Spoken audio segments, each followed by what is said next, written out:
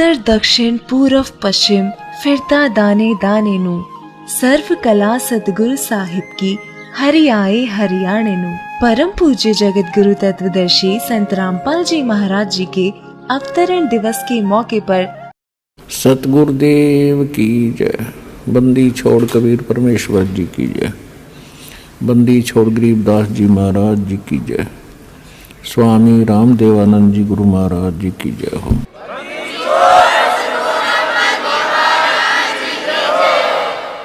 गरीब नमो नमो सतपुरुष को नमस्कार गुरु के नहीं। सुर नर मुनि जन साधुआं संतों सर्वस्ती नहीं। सतगुरु साहेब संत सब दंडोतम प्रणाम। आगे पीछे मध हुए तिनको जा कुर्बान। नराकार निर्विषम काल जाल वैभंजनम निर्लेपम निज निर्गुणम अकल अनुवेशंदनम। सोहम सुरति समाप्तम सकल समाना निर्तलय। उज्ज्वल हीरंबर हरदमम बेपरवा अथाह वार पार निमज्जतम। ग्रीब जो सुमरै सिद्ध होई गणनायक गलता ना करो अनुग्रह सोई पारस पद परवाना। आदि गणेश मनाऊं गणनायक देवन देवा। चरण कमल लो लाऊं आद्यंत करूं सेवा। परम शक्ति संगीतम रिद्धि सिद्धि दाता सोई। अवगत गुण अतीतम सतपुरुष निर्मोही। जगदम्बा जगदीशम मंगल रूप मुरारी। तन मन अर्पों शीशम भक्ति मुक्ति भंडारी। सुर नर मुनि जन ध्यावे ब्रह्मा विष्णु महेशा। शेष सहस मुख गावे पूज्य आदि गणेशा। इंद्र कुबेर सरीखा वरुण धर्म राय ध्यावे। समर्थ जीवन जी का मन इच्छा फल पावे। 33 कोटि आधारा ध्यावे शेष 88। उतरे बहुजल पारा कट है यम की फांसी। 33 कोटि आधारा ध्यावे शेष 88। उतरे बहुजल पारा कट है यम की फांसी।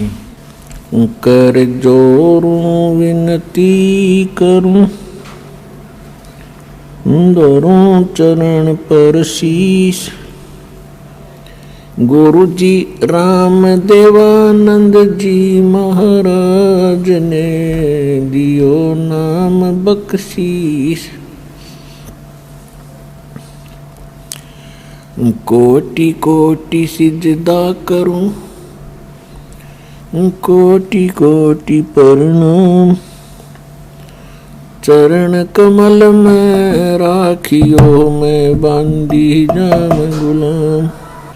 कुत्ता हूँ गुरुदेव का रामपाल दास का नाम। गले प्रेम की जेवड़ी जहाँ खेचो वहाँ जाऊं। तो करो तो बावड़ू दूर दूर करो तो जाऊं। जो राखो तो ही रहूं जो देवो सुख। सतगुरु पूर्ण ब्रह्म है सतगुरु आप अलेख। सतगुरु रमता राम है याम मीन नामेख। परम पिता परमात्मा पूर्ण ब्रह्म सर्व सृष्टि रचनहार कबीर देव कबीर साहिब जी की असीम रजा से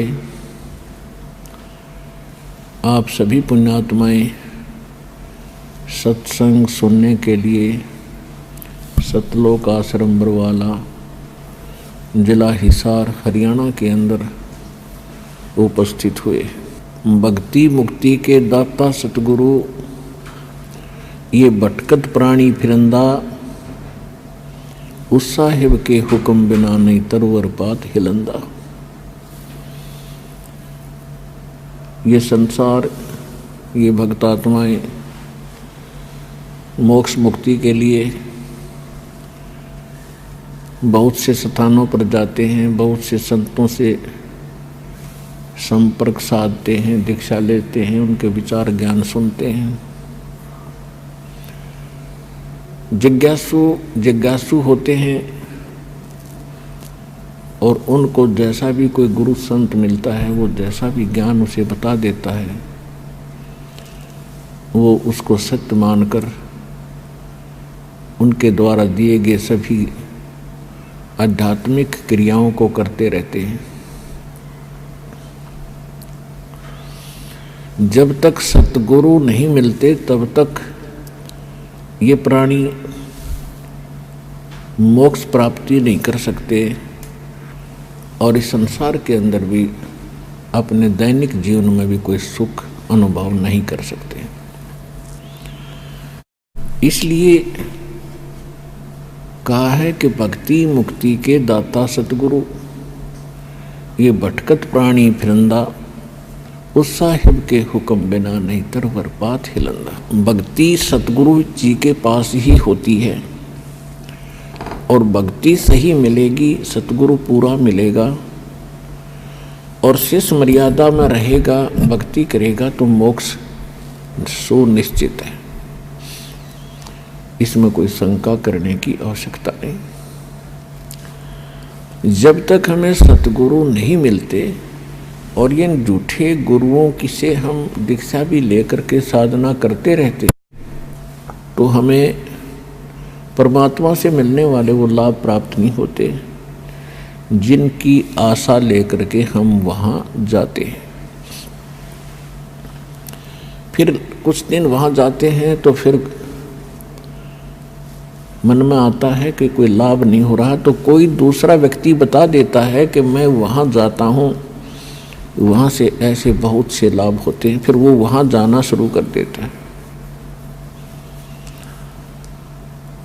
वहाँ से भी कुछ राहत नहीं मिलती है तो फिर वो नास्तिक हो जाता है। ये सोच लेता है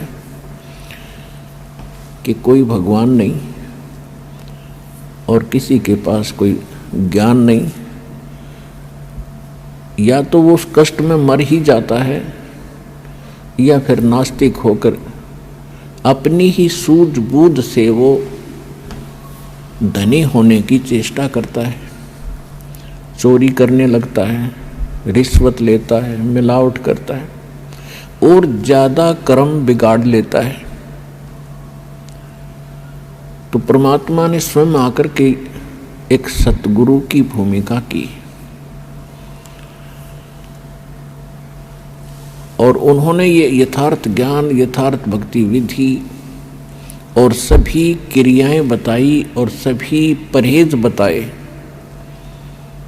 जो मर्यादाएं हमें रखनी अनिवार्य हैं एक भक्त को, तो वो सभी मर्यादाएं भी परमात्मा ने ही बताई। तो सतगुरु परमात्मा ही होता है या फिर परमात्मा का कृपा पात्र कोई संत विश्व में एकाध ही होता है। वर्तमान में एक ही होता है, विश्व में दो सतगुरु नहीं होते। तो कहने का भाव ये है कि जब परमात्मा सतगुरु की भूमिका करने आए थे सन 1398 से सन 1518 तक काशी शहर के अंदर एक जुलाहे के रूप में, एक सिंपल मैन के रूप में अपना दैनिक कार्य करके दिखाया। एक कृत्रिम परिवार था, कृत्रिम बनावटी। वो कैसा था कि परमात्मा सतलोक के अंदर रहते हैं। सतलोक वो स्थान है जिसको गीता अध्याय नंबर 18 के श्लोक नंबर 62 में कहा है कि अर्जुन, तू सर्वभाव से उस परमेश्वर की शरण में जा, उसकी कृपा से ही तू परम शांति को और शाश्वतम स्थानम यानी सनातन परम धाम को प्राप्त होगा। गीता ज्ञानदाता अपने से अन्य किसी परमेश्वर की शरण में जाने को कह रहा है। तो वो परमेश्वर सतलोक में, शाश्वत स्थान में, सनातन परम धाम में रहता है और वहाँ से वो चलकर आता है यहाँ संसार के अंदर अपनी ही जानकारी वो स्वयं बताने के लिए। तो इस लीला अनुसार परमात्मा सन 1398 में बनारस यानी काशी शहर के बाहर एक तालाब था, उसका नाम है लहर तारा तालाब।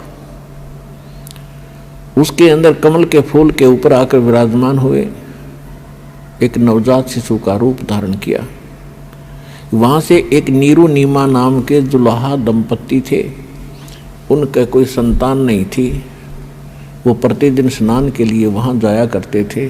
जून का महीना था, पूर्णमासी का दिन, सुबह ब्रह्म मुहूर्त में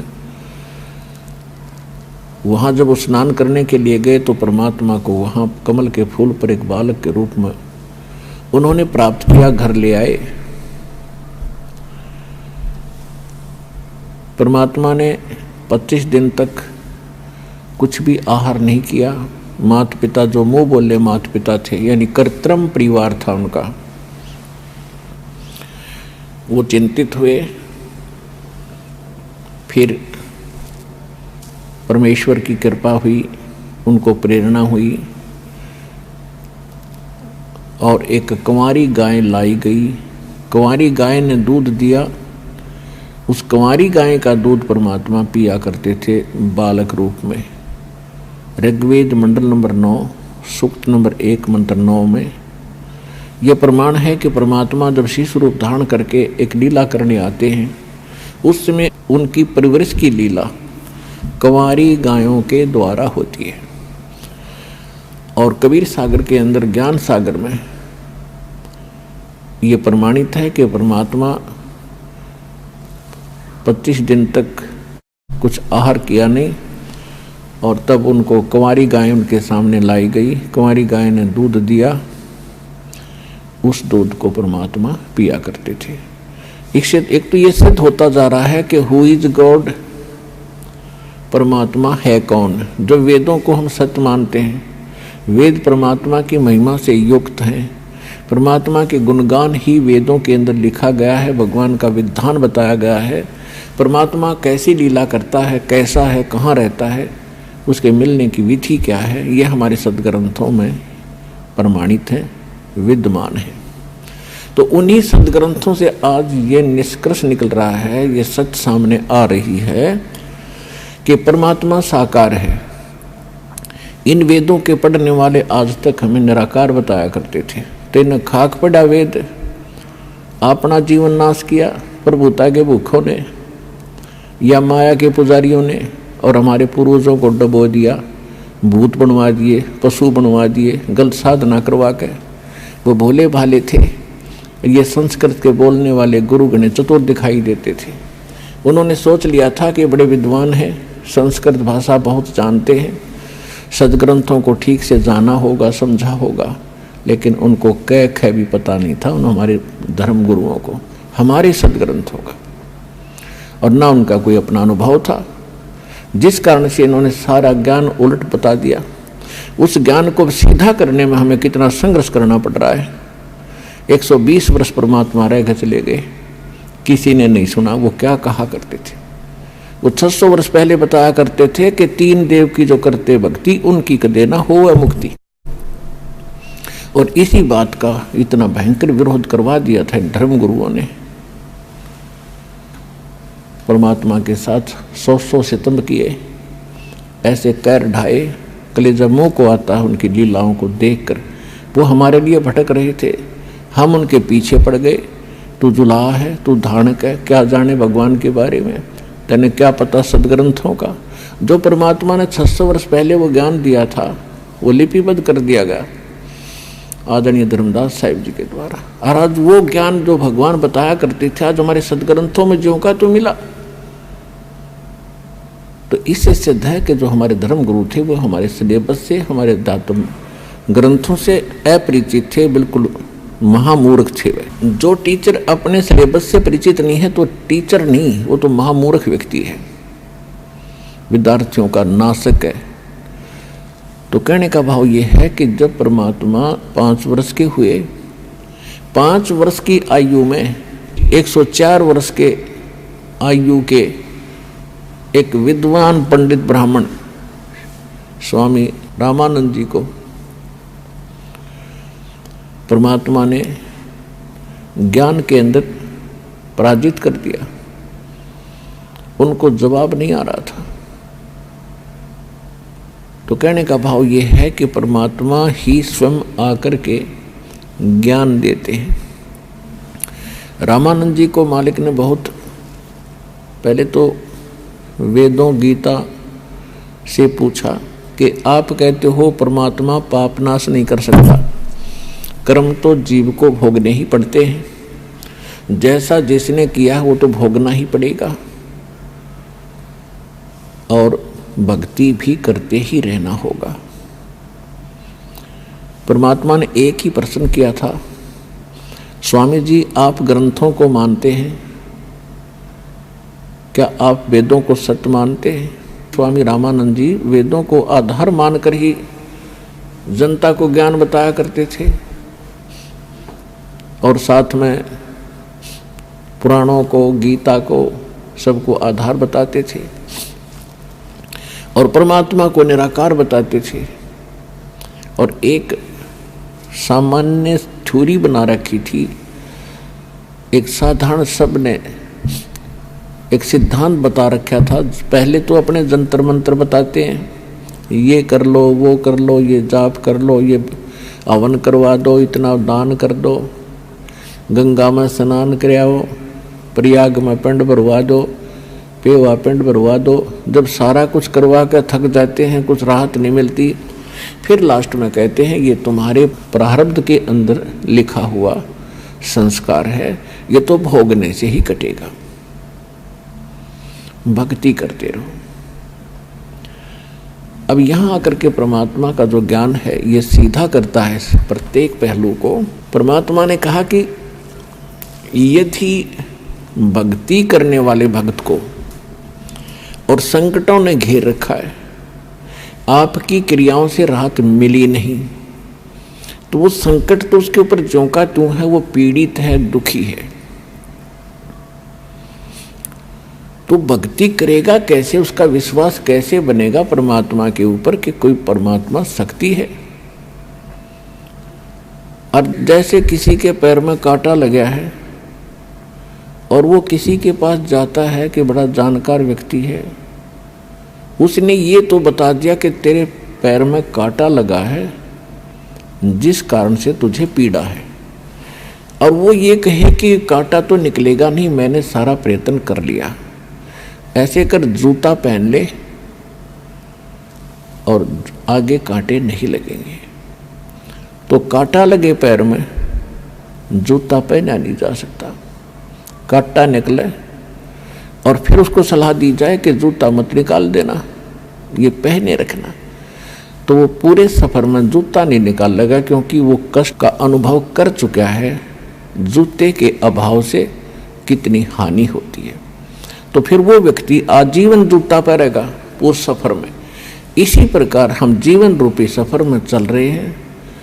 हमारे सफर में चाहे किसी प्रकार के कांटे हैं, हमारे जीवन में चाहे किसी प्रकार के कष्ट हैं, 3 ताप के कष्ट हैं, पूर्व के संस्कार यानी प्रारब्ध के कष्ट हैं, तो वो दुख तो देंगे ही देंगे, क्योंकि पाप से दुख होता है और पुण्य से सुख होता है।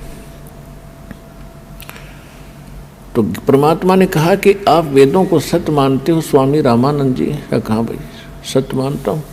तो यजुर्वेद अध्याय नंबर 8 के श्लोक नंबर 13 में 6 बार लिखा है कि परमात्मा घोर पाप का भी नाश कर देता है यदि उसकी साधना सत्य हो और पूर्ण परमात्मा की भक्ति हो। अब बुद्धिमान लोगों को समझाना आसान होता है। स्वामी रामानंद जी चारों वेदों को कंठस्थ याद किए थे। 104 वर्ष की आयु हो गई थी। 16 वर्ष की आयु से उन्होंने संन्यास ले लिया था और ब्राह्मण के घर जन्म था, तो बचपन से ही वेदों, गीता और पुराणों का अध्ययन स्वाध्याय वो किया ही करते थे। उनको कंठस्थ याद था कि यजुर्वेद अध्याय नंबर 8 के मंत्र नंबर 13 में ऐसा ही लिखा है। तो ऐसे गर्दन हिला रहे थे स्वामी जी। तो फिर परमात्मा से उन्होंने पूछा कि जो साधनाएं हम बताते हैं इनसे कोई राहत हो नहीं रही, और वेद कुछ और कहते हैं, हमारा अनुभव उन पर खरा नहीं है, इसका कारण क्या है? तो परमात्मा ने कहा, आपका इष्ट देव कौन है? परमेश्वर कबीर जी ने पूछा कि आपका पूज्य देव कौन है? स्वामी जी ने कहा कि मेरा पूज्य देव भगवान विष्णु है, और इनके समांतर हम भगवान शंकर और गणेश, दुर्गा आदि को भी आदर से और पूज्य ही मानते हैं। लेकिन मैं वैष्णव साधु हूँ, वैष्णव पंथ से जुड़ा हूँ, मेरा इष्ट विष्णु जी हैं। विष्णु जी सतगुण हैं। परमात्मा ने पूछा, हाँ सतगुण कहो और चाहे विष्णु जी कहो, एक ही है, ठीक है। तो परमात्मा ने कहा, आप विष्णु जी, ब्रह्मा जी, शिव जी को क्या मानते हो? स्वामी जी ने कहा कि ब्रह्मा जी की जन्म मृत्यु होता है, इनकी आयु 100 वर्ष की है, ये फिर पुनः जन्म ले लेते हैं, तुरंत उसी रूप में आ जाते, जैसा उनको अज्ञान पढ़ा रखा था, सुन रखा था। लेकिन भगवान शंकर और भगवान विष्णु ये अजरो अमर है, और भगवान विष्णु ही 3 लीला करता है।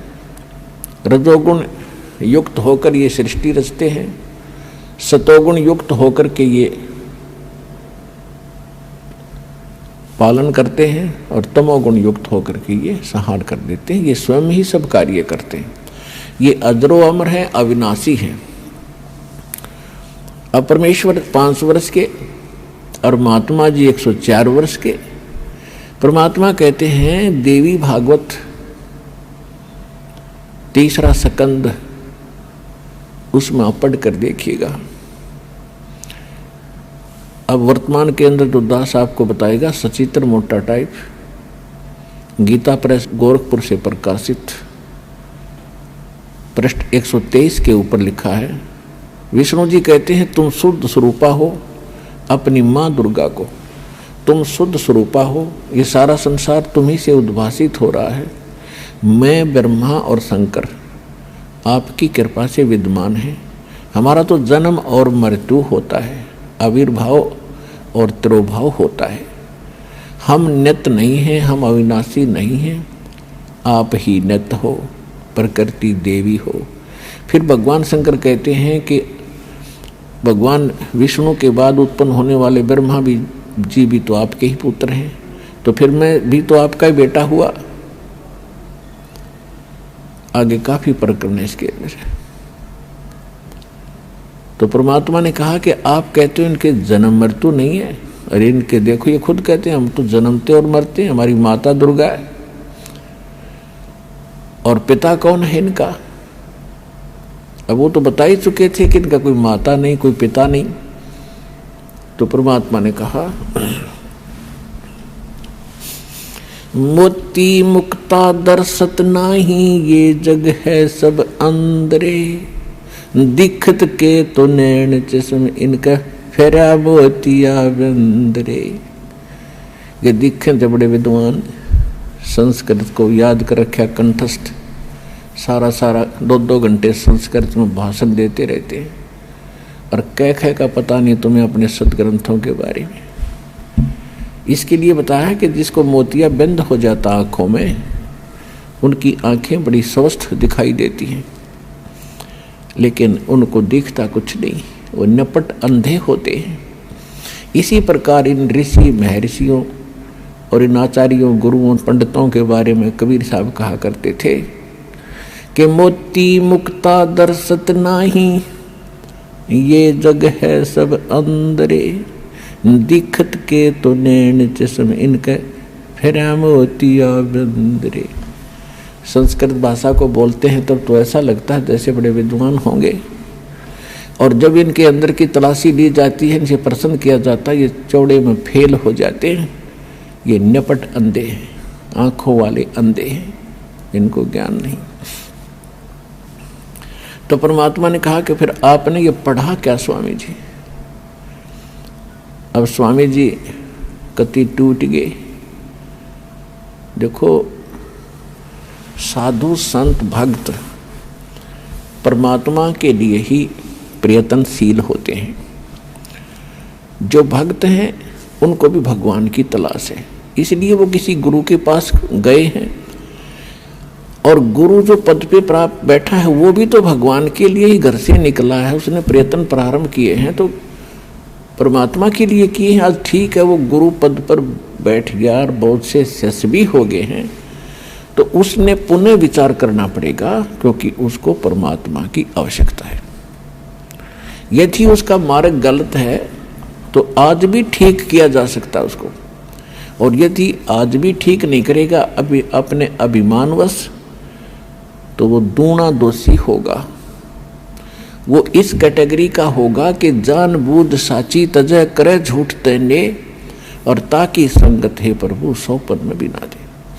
वो कृतघ्नी व्यक्ति होगा, चाहे वैसे गुरु बना बैठा है, जिसको ये पता लग गया तेरा ज्ञान गलत, तेरा नाम गलत, तेरी साधना गलत, और वो फिर भी हार मानने को स्वीकार तैयार नहीं है, यानी फिर भी ये नहीं कहता अपने शिष्यों को कि अभी मेरा मार्ग गलत है, तो वो कृतघ्नी प्राणी बताया है। उसके विषय में कहा है कि जानबूझ साची तजय और करे झूठ तेने, और ताकि संगत है प्रभु सौपन में भी नहीं दे। इसे नालायक आदमी की तो सौपने में भी भेंट नहीं होनी चाहिए इसके साथ। और जो उनके फंसे बैठे हैं भोली श्रद्धालु, अब उन्होंने स्वयं सोचना पड़ेगा। अगर वो गुरु होगा और भगवान की खोज में होगा तो पहले वो कहेगा अपने शिष्यों को, क्योंकि जो दास ज्ञान देता है सबसे पहले खटक उन गुरुओं को लगती है, क्योंकि उनके विषय में बोला जा रहा है कि उसका ज्ञान गलत, राधा स्वामी पंथ का ज्ञान गलत, उनके नाम गलत, उनकी साधना गलत। धन धन सतगुरु सच्चा सौदा सिरसा और जगमाल वाले के बारे में कहा जा रहा है, उनका नाम गलत, उनका ज्ञान गलत, उनकी भक्ति गलत, उनका रास्ता गलत। और जितने भी ये ब्रह्मा विष्णु महेश के पुजारी, आसाराम सुधांशु जी, ये कुमार स्वामी, ये इनका सारा मार्ग गलत, और ये तीन देव की भक्ति करते हैं, इनमें जीव का मोक्ष नहीं। तो इनको सबसे पहले इस बात पर जोर देना चाहिए। ये क्यों कह रहा रामपाल दास? इसका उद्देश्य क्या है? कम से कम उद्देश्य जानकर हमारे सदग्रंथों को, लिटरेचर को पढ़ें ये संत। दास की उनसे विनम्र प्रार्थना है, उनका भी जीव रक्षा होगी। उनके अंतर्गत जो भोले श्रद्धालु फंसे पड़े हैं उनको संत मान के, संत वही होता है जिसके पास पूर्ण ज्ञान हो, और साधना ठीक है नहीं तो भक्त नहीं है, ना वो गुरु है। वो तो एक अपना जीवन नाश कर रहे हैं। तो उनसे दास उनके हित के लिए कह रहा है। जैसे कोई रास्ते में जा रहा है और काफ़ी लंबे सफ़र पर पहुंच गया और वहाँ उसको कोई टोक रहा है, कहाँ जा रहे हो भाई? तो वो उस स्थान का नाम बताते हैं और वहाँ कोई व्यक्ति खड़ा है, वो कहता है ये रास्ता ठीक नहीं है आपका, आप बहुत गलत जा रहे हो। तो उस व्यक्ति को क्या करना चाहिए? 1, 2, 4 और से सलाह लेनी चाहिए, भी सचमुच मैं जा रहा हूँ, ये मार्ग ठीक है कि नहीं। और उसके साथ झगड़ने लग जा कि तू क्यों बोल रहा है मेरे मार्ग को गलत, तूने कैसे बता दिया गलत? तो ये बुद्धिमान का काम नहीं, ये तो महान नीच व्यक्ति करता है ऐसा व्यवहार। कोई कहता है भी तेरा रास्ता ठीक नहीं, तो उसने धन्यवाद करना चाहिए इसका, और सोचना चाहिए भी बता कैसे गलत जा रहा हूँ, मेरा विश्वास दृढ़ कर कि मैं गलत जा रहा हूँ। तो और नहीं तो मैप हमारे पास है, उस नक्शे को, उस मानचित्र को सामने धर ले, और भाई तू यहाँ खड़ा है, ये शहर है, और आप जा रहे हो दिल्ली, और आप हिसार से चल के आगे सिरसा, ये सिरसा यहाँ पर है और दिल्ली इधर है, तेरा मार्ग इसलिए गलत है। तो फिर उसने पुनर्विचार करना चाहिए। तो हमारे जो सदग्रंथ हैं ये हमारा मानचित्र है, ये हमारा गाइड है। जो संत हमारे सदग्रंथों के विरुद्ध बताते हैं और विरुद्ध जा रहे हैं और अपने भक्तों को ले जा रहे हैं, उनके लिए दास प्रार्थना कर रहा कि आप शास्त्र विधि ताकर मनमाना आचरण करे और करवा के अपना जीवन नाश कर रहे हो और आपके आश्रित इन भोले श्रद्धालुओं के जीवन को नाश करके उनका भार अपने सिर पर धरकर पाप के भागी बन रहे हो। दास उनको इतना सतर्क करना चाहता है कि कुछ संभलो और विचार करो। ये मैप तुम्हें नहीं देखने आते हैं तो दास ने कति क्लियर कर रखा है। इन सदग्रंथों को दास ने कति निष्कर्ष निकाल कर सत्संग कर रखे।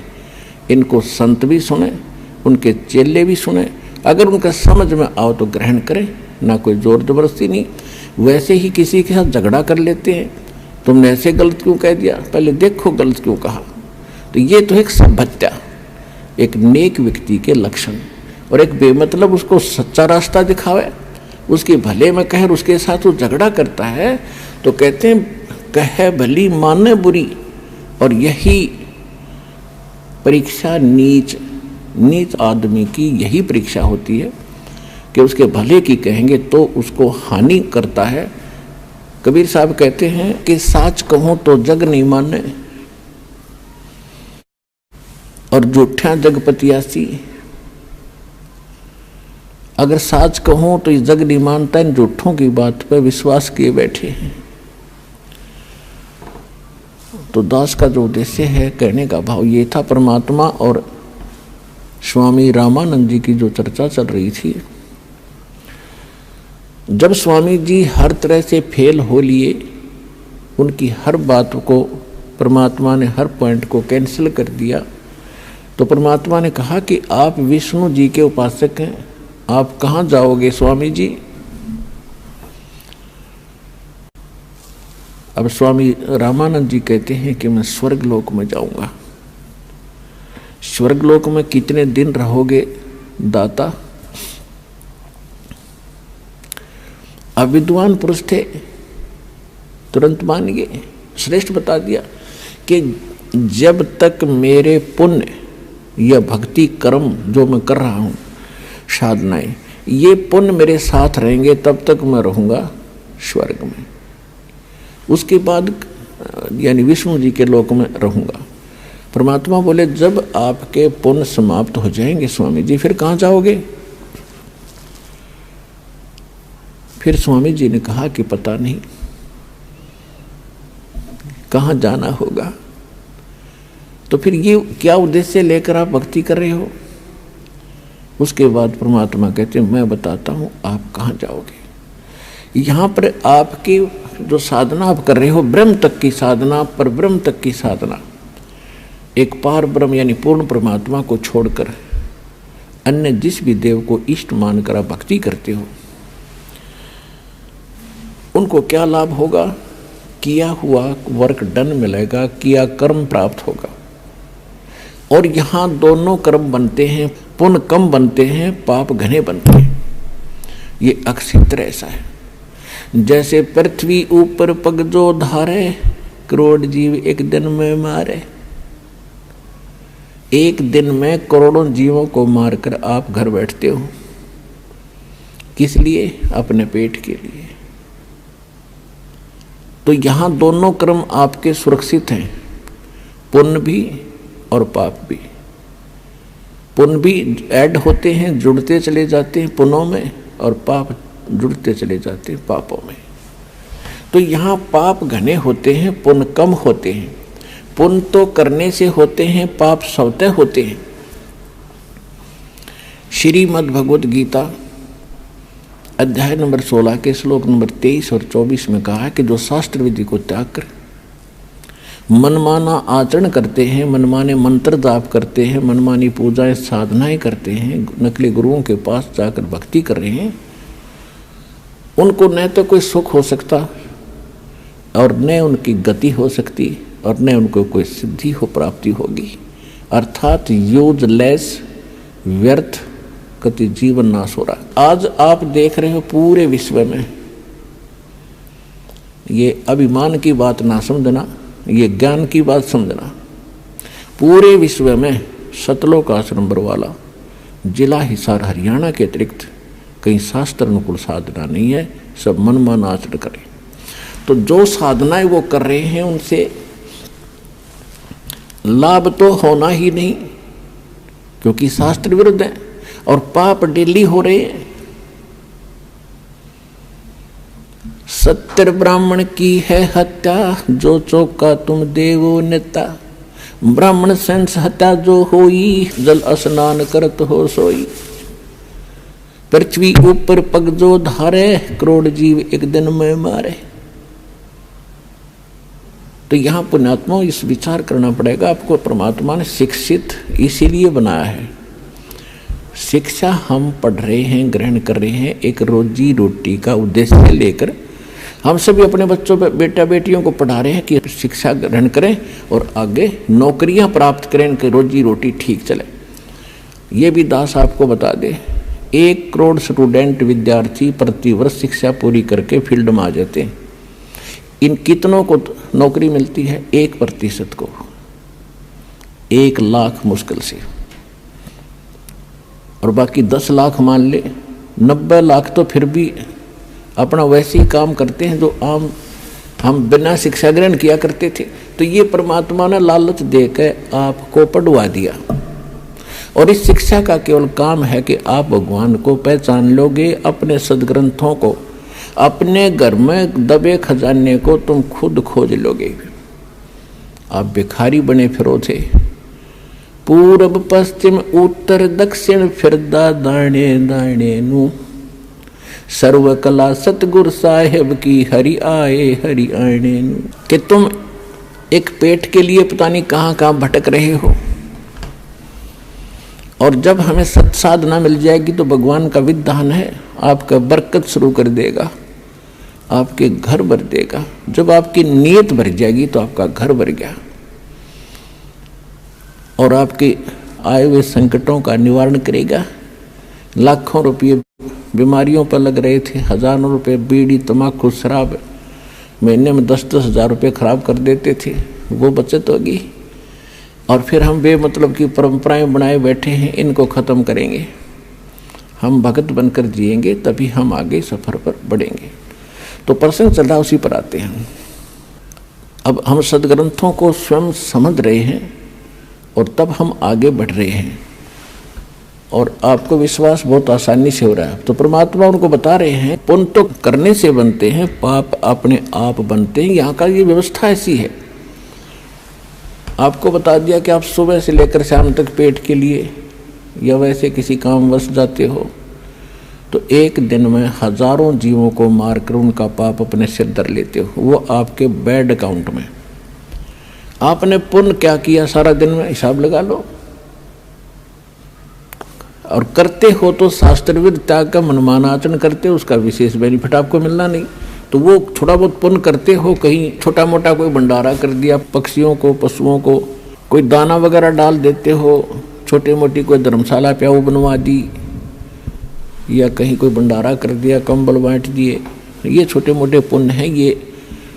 ये भी शास्त्र विरुद्ध है। जो मूल उद्देश्य मनुष्य का वो सफल नहीं होता इनसे।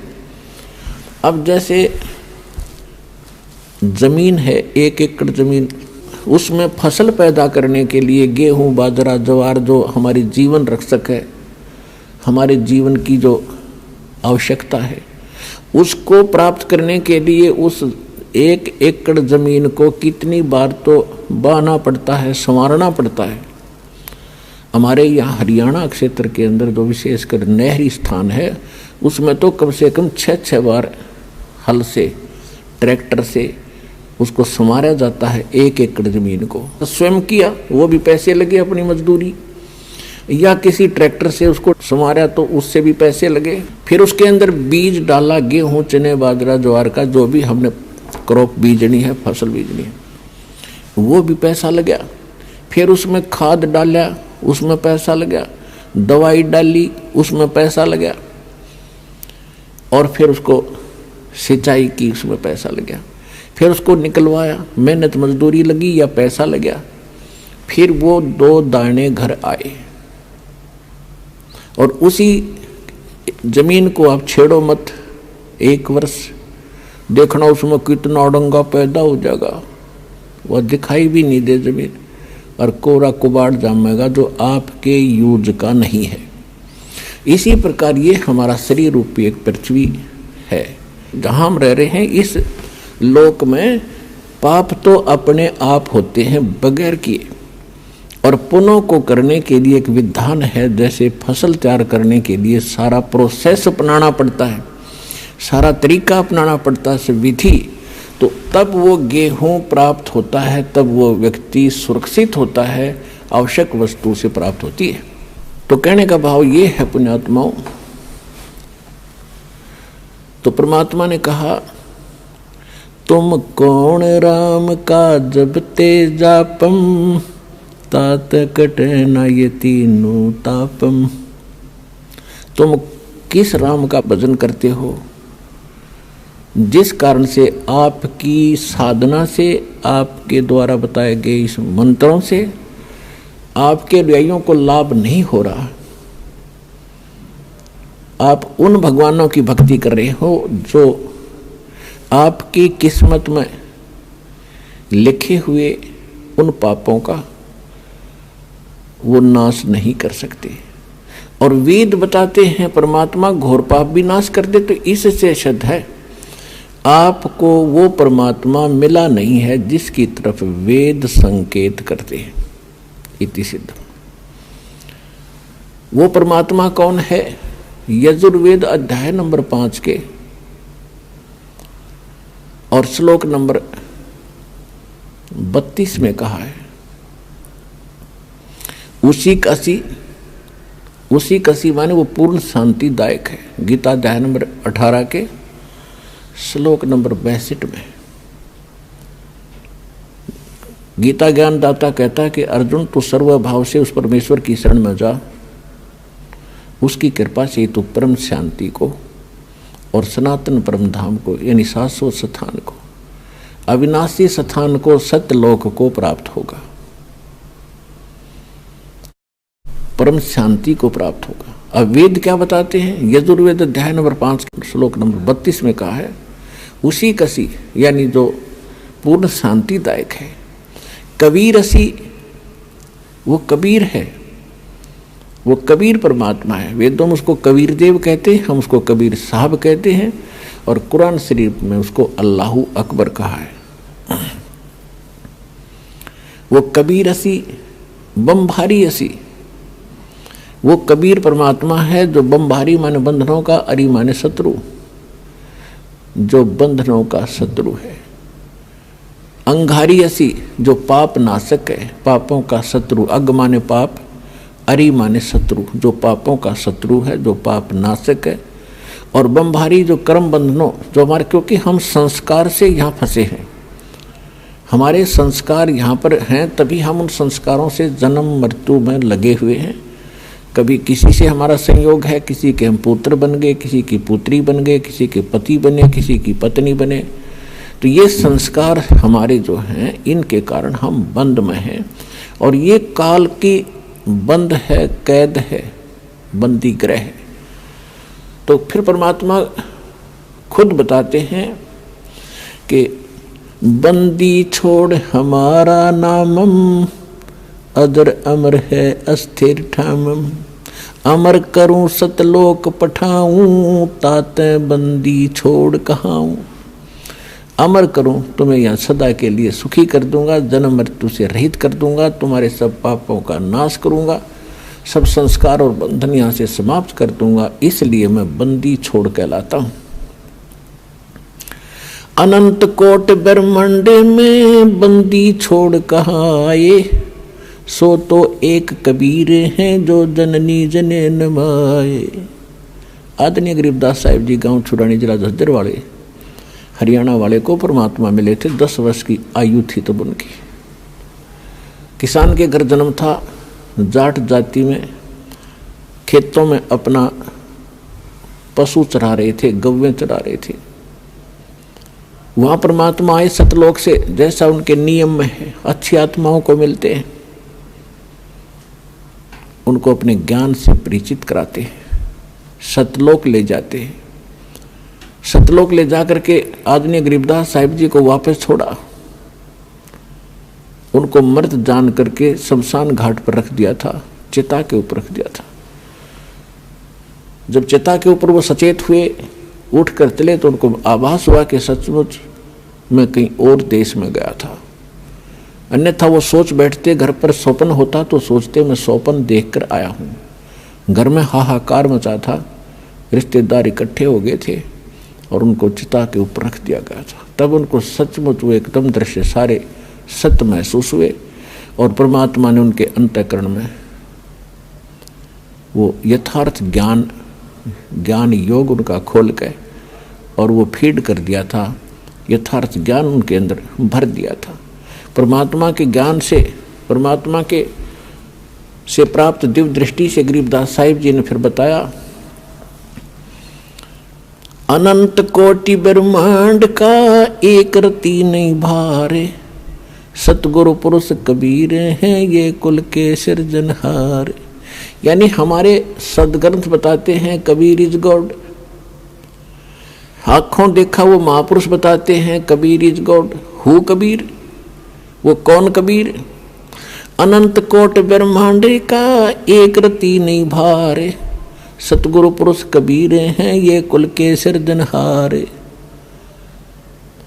हम सुल्तानी नानक तारे दादू को उपदेश दिया, जात जुलाहा भेद न पाया वो काशी माहे कबीर हुआ। अब स्पष्ट भी कर दिया कि हु कबीर, जो काशी में जाति जुलाहा धानक रूप में रहा करते थे, वो है वो भगवान सिरजनार। हम सुल्तानी नानक तारे दादू को उपदेश दिया। गरीबदास साहिब जी कह रहे हैं कि मुझे और इब्राहिम सुल्तान अधम एक मुसलमान राजा था इराक देश का, उसको और आदरणीय दादू साहिब जी को, आदरणीय नानक साहिब जी को हम सुल्तानी नानक तारे और दादू को उपदेश दिया, जात चुलाहा भेद नहीं पाया वो काशी माहे कबीर हुआ। अब स्पष्ट कर रहे हैं गरीबदास साहिब जी कि मुझे पार किया, दादू साहिब जी को पार किया, नानक जी को पार किया।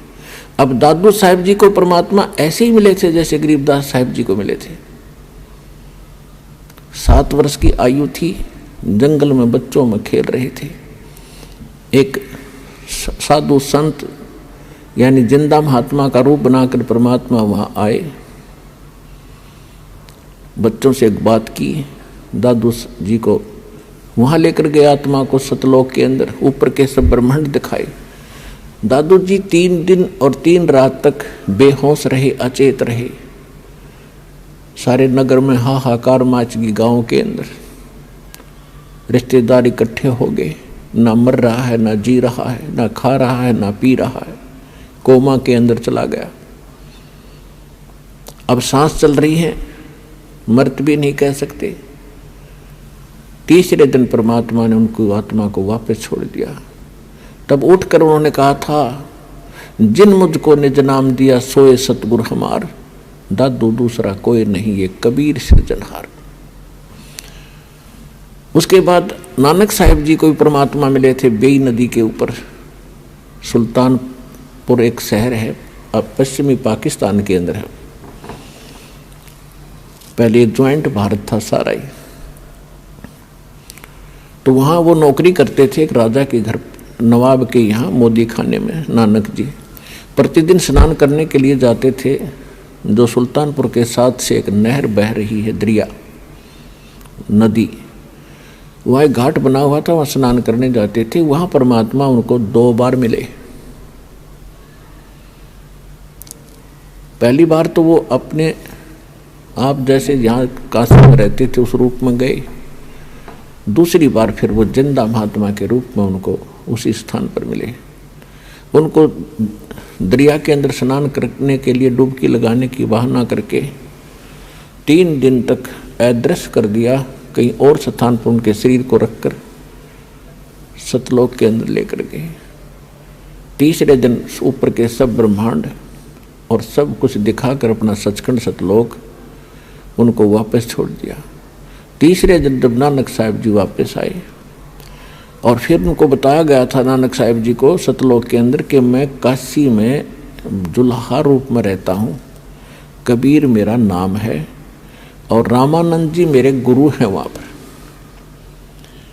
अब आदरणीय नानक साहिब जी की यह बात समझ में कम आई कि परमात्मा और धानक रूप में कहे वहाँ मैं जुल्हे रूप में रहता हूँ, और उधर से कहते हैं रामानंद जी मेरा गुरु है, तो भगवान का गुरु की क्या आवश्यकता है।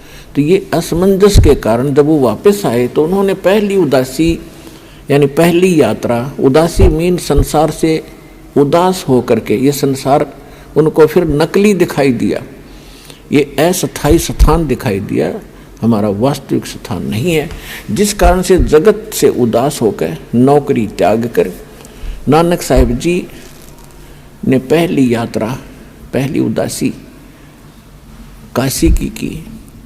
अब वो उन्होंने जो ज्ञान प्राप्त हुआ था उसके आधार से अन्य भी किसी ब्राह्मण से, किसी मुल्ला और काजी से प्रश्न करते थे कि परमात्मा कौन है, कैसा है। जैसे हमारे हिंदू धर्म के धर्मगुरु बताते थे राम और कृष्ण ये परमात्मा है। नानक साहिब जी को आंखों देख चुके थे भगवान को, सतलोक कैसा है, ब्रह्मा विष्णु महेश जी की स्थिति कैसी है, वो कौन कितनी पावर रखते हैं। तो ये सब डिस्कशन करते करते पहुंच गए बनारस में। रामानंद जी के बारे में जानकारी प्राप्त की, तुरंत पता लग गया क्योंकि वो वेल नोन थे। वहाँ से जब पता चला कि आप, नानक साहिब जी ने रामानंद जी से पूछा कि यहाँ कोई कबीर नाम के कोई दुल्हा धानक है। अब रामानंद जी की आंखों में आंसू आ गए, क्योंकि अब रामानंद जी की कथा को पूरा करेंगे थोड़ा सा हिंट में। अब रामानंद जी क्योंकि परमात्मा से परिचित हो चुके थे उनको, तो रामानंद जी ने एक सेवक भेज दिया नानक जी के साथ अपने आश्रम से, वहाँ जहाँ कबीर परमात्मा बैठकर जुलाहे का काम कर रहे थे, खड्डी में कपड़ा बुने थे। अब नानक जी को लेकर के वो सेवक यानी दास भगवानों का, और वहाँ पहुँचा जहाँ परमात्मा कपड़ा बुन रहे थे, अपने कुटिया में बैठे थे अपनी झोंपड़ी के सामने।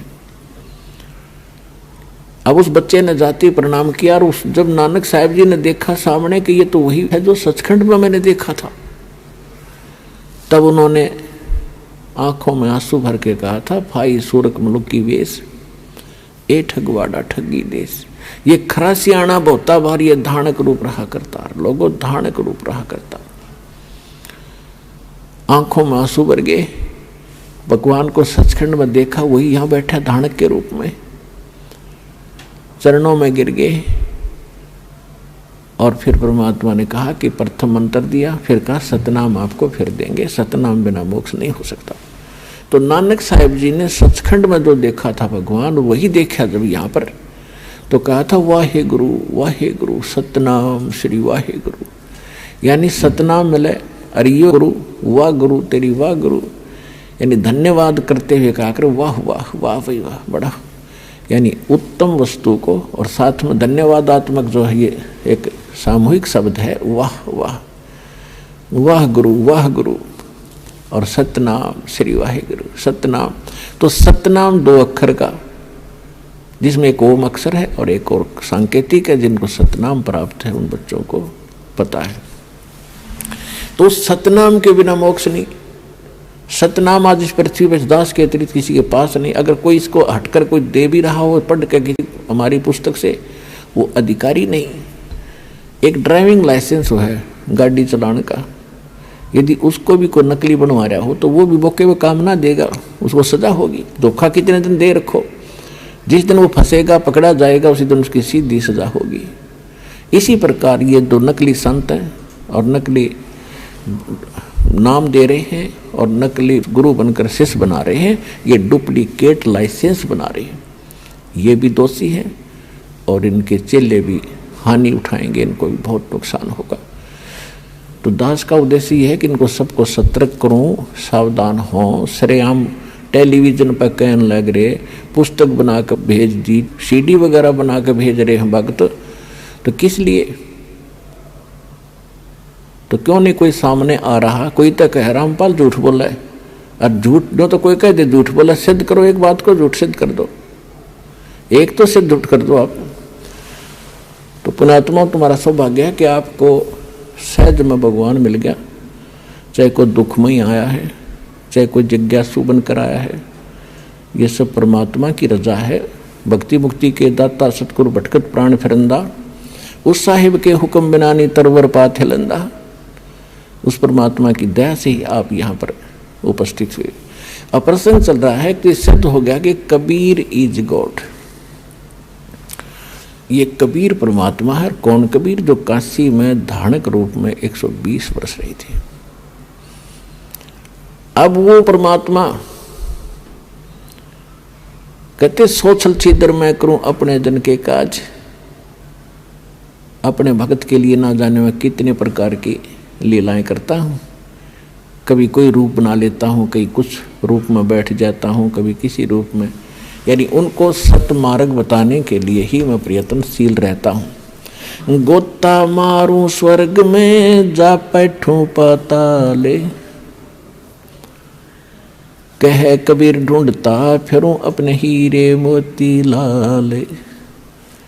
आप परमात्मा के हीरे मोती और लाल हो। जिनके लिए परमात्मा भटक रहे हैं वो कहते हैं कि गोता मारो स्वर्ग में।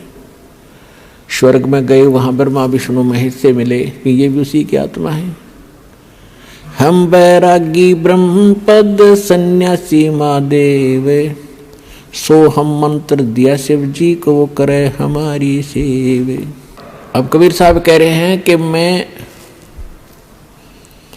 भगवान शंकर के पास गया था, तुम्हारे भगवान शंकर के पास, उनको यो ज्ञान बताया था, सृष्टि रचना की जानकारी दी थी, वो प्रभावित हुए थे, उन्हें मुझे गुरु बनाया था, उनको मैंने सोहम नाम दिया था। पुण्यात्माओं, सोहम मंत्र न किसी वेद में, न किसी पुराण में और न किसी गीता में, ये परमात्मा ही अपने, क्योंकि परमात्मा का जो ज्ञान है वो कंप्लीट ज्ञान है और वो सर्वशक्तिमान है। तो परमात्मा कहते हैं सोहम शब्द हम जग में लाए। ये सोम शब्द हमने आकर प्रकट किया है और सार शब्द हमने गुप्त छुपाए। सार शब्द तो अभी भी किसी के सामने नहीं दिया परमात्मा ने। इस दास पे कृपा करी, या कुछ महापुरुष जो उनको सीधे मिले थे, आदरणीय धर्मदास साहिब जी, आदरणीय मुरुखदास साहिब जी, आदरणीय दादू साहिब जी, आदरणीय नानक साहिब जी, आदरणीय गरीबदास साहिब जी, गांव छुड़ानी जिला झज्जर हरियाणा वाले, आदरणीय गीसा दास साहिब जी, गांव खेकड़ा जिला बागपत उत्तर प्रदेश वाले, इन सब को परमात्मा सीधे मिले थे, सचखंड लेकर गए थे, सतलोक फिर वापस छोड़ा था और इनको ये नाम दिए थे। लेकिन इनको प्रतिज्ञा दिला दी थी कि ये सतनाम भी किसी को नहीं बताना। धर्मदास मेरी लाख दुहाई, और ये सार नाम कहीं बाहर ना जाए, मूल ज्ञान भी बाहर ना जाए। एक स्थान पर कहा कि मूल ज्ञान बाहर ना जाए, फिर कहा कि सतनाम और सार नाम भी कहीं बाहर नहीं जाना चाहिए। देखो, स्पेयर पार्ट की एक दुकान होती है जिसमें सारे कलपुर्जे रखे होते हैं। अब उसमें रखे तो हैं पुर्जे, लेकिन उन पुर्जों को तो जानने वाला, उन पार्ट्स को जानने वाला इंजीनियर ही गाड़ी बना सकता है, या उसमें कोई डिफेक्ट गाड़ी में हो पुर्जा बदल सकता है, जिसको जानकारी है। तो परमात्मा ने आके ये मंत्र सोहम बता दिया था, लेकिन इसको नाम देने का अधिकार या तो परमात्मा को था। उसके बाद सभी इस चैनल ਨੂੰ सब्सक्राइब करो ਤੇ ਇਸ ਚੈਨਲ ਤੇ ਅਸੀਂ ਪੋਜ਼ਿਟਿਵ, ਸਪਿਰਿਚੁਅਲ ਤੇ ਰੂਹ ਨੂੰ ਸੁਕੂਨ ਦੇਣ ਵਾਲੀਆਂ ਵੀਡੀਓਜ਼ ਅਪਲੋਡ ਕਰਾਂਗੇ। ਆਓ ਸਾਰੇ ਰਲ ਮਿਲ ਕੇ ਇਸ ਚੰਗਿਆਈ ਨੂੰ ਅੱਗੇ ਵਧਾਈਏ।